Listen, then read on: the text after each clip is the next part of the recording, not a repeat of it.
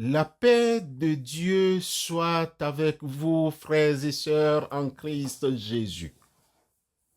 Prenons un moment pour exprimer notre gratitude au Saint-Esprit qui nous a guidés et soutenus tout au long de ce mois d'avril. En ce mercredi 30 avril, alors que s'ouvre devant nous cette nouvelle journée, l'histoire de Caïn et d'Abel résonne. Qu'est-ce que nous offrons réellement à Dieu dans nos vies?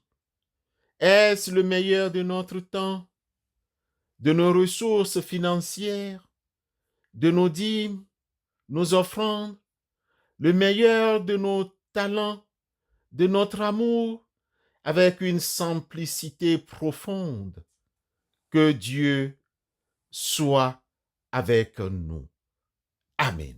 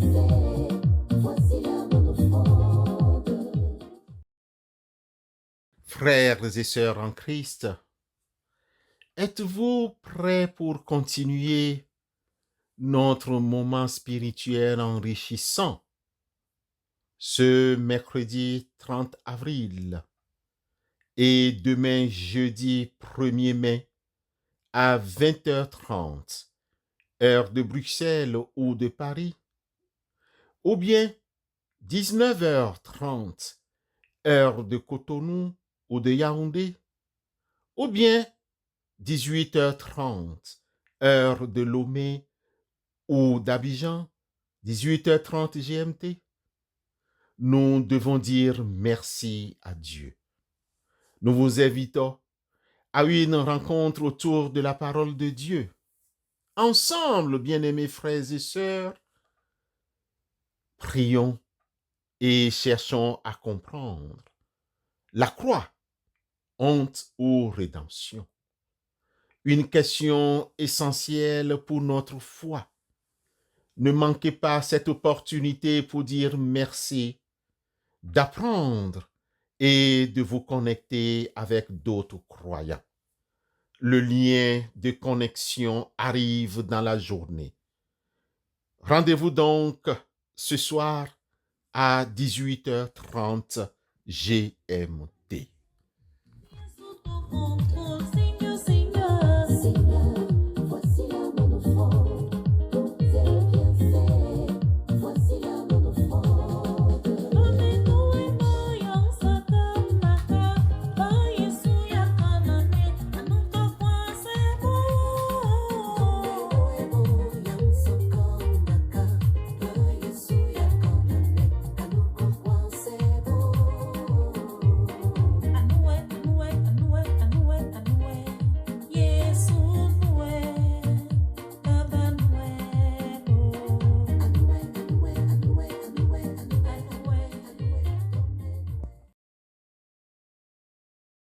Dans le livre de la Genèse au chapitre 4, versets 3 à 5, il est écrit: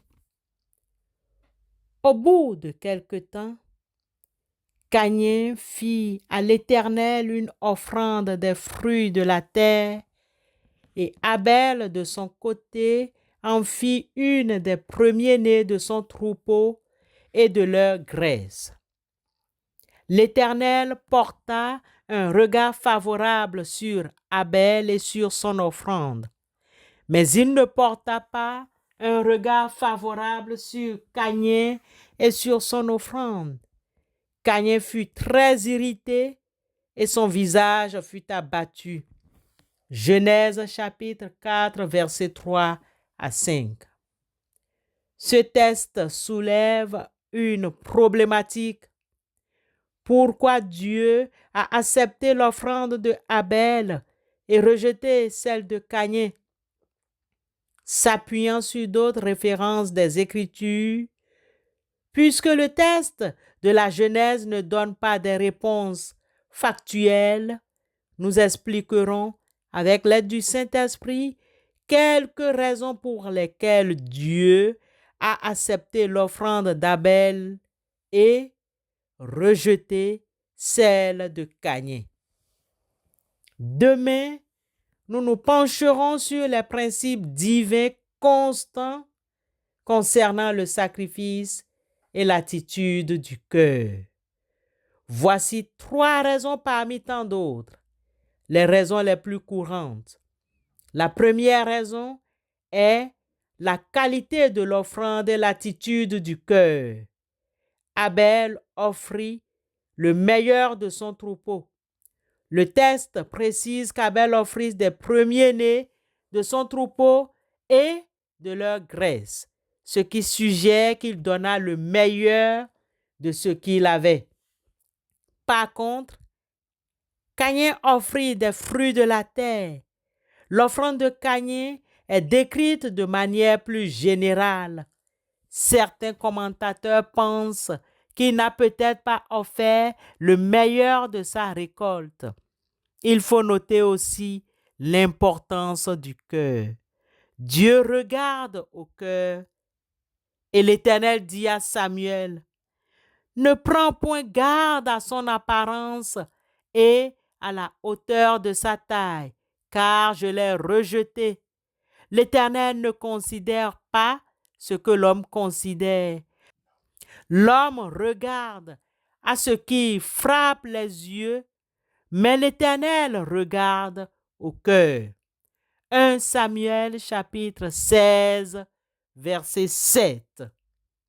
L'acceptation de l'offrande d'Abel pourrait être liée à une attitude de foi, de respect et de sincérité dans son cœur, tandis que Caïn aurait pu offrir son sacrifice avec une attitude différente, peut-être par obligation ou sans réelle dévotion. La deuxième raison nous amène à observer la nature de l'offrande, un sacrifice sanglant.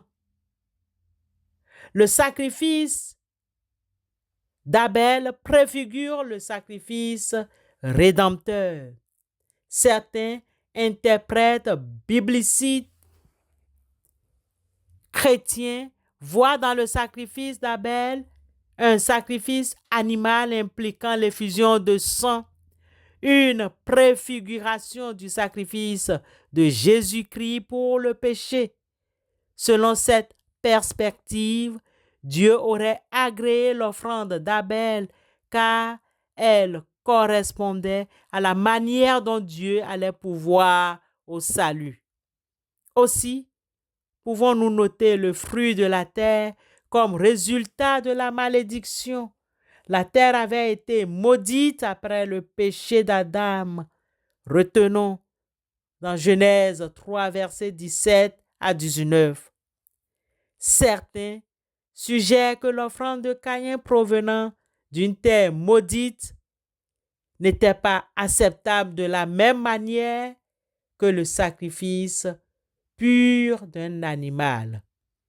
La troisième raison est la foi d'Abel.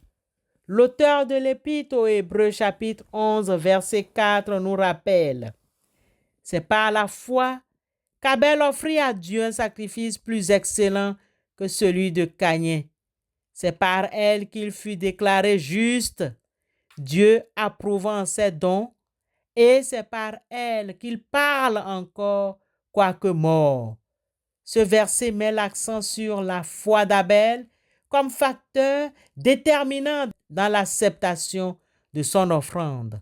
Au demeurant, frères et sœurs, bien que les Écritures ne nous donnent pas une seule réponse et définitive, nous mettons en avant une combinaison de facteurs: la qualité de l'offrande, l'attitude du cœur de celui qui offre, la nature du sacrifice, sanglant ou non, et surtout la foi d'Abel. L'histoire de Caïn et Abel sert souvent d'avertissement sur l'importance d'offrir à Dieu le meilleur de nous-mêmes avec un cœur sincère et plein de foi. Que chacun donne comme il a décidé dans son cœur, sans regret ni contrainte, car Dieu aime celui qui donne avec joie. 2 Corinthiens chapitre 9, verset 7. Amen.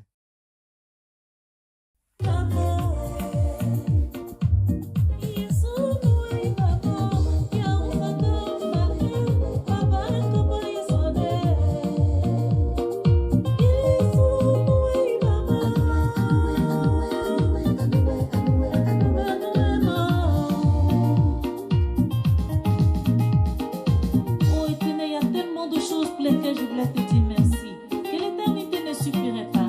Parce que chaque jour tu fais pour nous des choses nouvelles. Merci pour la vie, pour la santé, pour ton Saint-Esprit et surtout pour ta mort à la croix.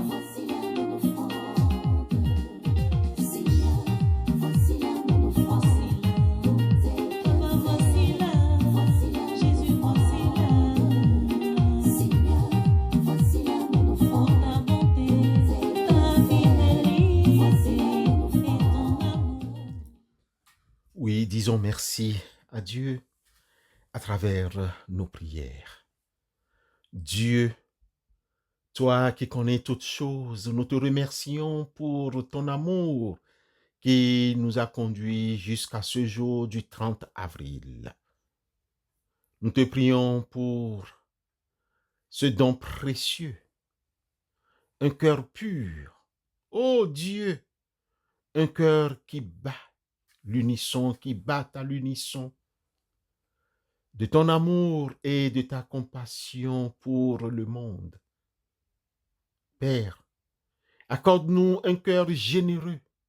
Seigneur, suscite pour nous un cœur qui s'est donné sans compter pour l'avancement de ton évangile. Que nos ressources, nos talents et notre temps soient mis au service de ta vérité, afin que ta lumière atteigne ceux et celles qui sont dans l'obscurité. Éternel notre Dieu, nous te confions particulièrement ceux qui vivent dans la précarité, les démunis, qui luttent pour leurs besoins essentiels. Nous pensons aux veufs et aux veuves, dans leur solitude et leur deuil. Seigneur Christ Jésus, consolide leur cœur brisé et entoure-les de ton amour. Nous élevons vers toi les foyers, ces fondations de nos vies. Père éternel, fortifie les liens d'amour, du respect et de compréhension. Protège-les des divisions et remplis-les de ta paix. Nous prions pour les célibataires qui aspirent à trouver une âme sœur. Guide leur pas, Seigneur, et permets-leur de rencontrer celui ou celle que tu as préparé pour ces célibataires, pour construire une relation basée sur ton amour et ta sagesse. Nous te présentons les fiancés qui désirent concrétiser leur union. Bénis leur projet de mariage, Seigneur, et aide-les à préparer cette étape importante avec joie, sérénité et un engagement profond l'un envers l'autre et envers toi. Enfin, Éternel notre Dieu, nous confions à ta tendresse les foyers qui aspirent à la joie d'amour, à la joie d'avoir des enfants. Accorde-leur cette bénédiction. Seigneur, selon ta volonté parfaite, que nos prières et nos actions soient le reflet de ton amour infini et que nos vies témoignent de ta grâce, cette grâce transformatrice. Au nom de Christ, Éternel notre Dieu, nous te prions. Amen.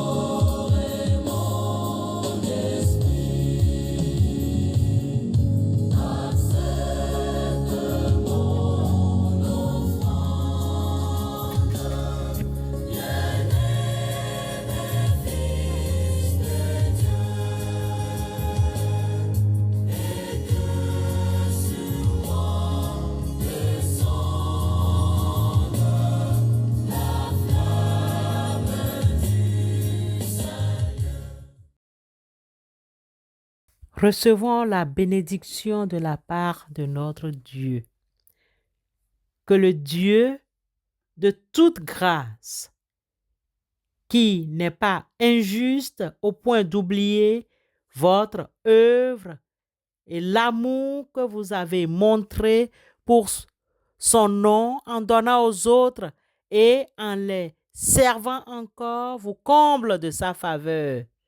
Qu'il bénisse abondamment chaque effort que vous entreprenez avec amour et dévouement envers ses serviteurs et pour son œuvre. Au nom de Christ Jésus. Amen.